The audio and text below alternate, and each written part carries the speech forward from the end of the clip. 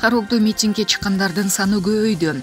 Тажикстандын Харок шаарындагы наразычылык акциясына чыккандар бүгүн 27 ноябрда көбөйгөнүн Эркин Европа азаттык радиосунун тажик кызматы өздүк булактарына таянып жазды.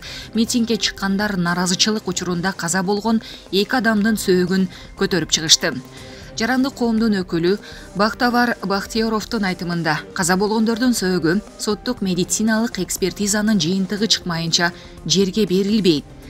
Тажикстанда 25 ноябрда күч түзүмдөрүнүн атайын операциясы учурунда 29 жаштагы Гулбиддин Зиябеков өлтүрүлгөндөн кийин ондогон адамдар наразычылык билдирип митингге чыккан.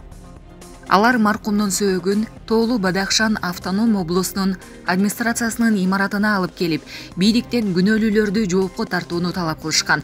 Москвадагы Тажикстандын элчилигинин алдында да наразычылык билдирген жүздөгөн адамдар чогулган.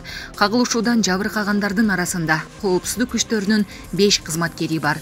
26 ноябрь күнү эртең менен наразычылык акциясы уланып, Хароктун жана анын тегерек четинин ондогон тургундары Тажикстандын Тоолу Бадахшан автоном облусунун акимчилигине келишти. Митингчилер түндү акимчиликтин жанындагы аянтта өткөргөнү кабарланды. Харок Тоолу Бадахшандын Борбор шаары, ал Кыргызстандын Чоң Алай району менен чектешкен.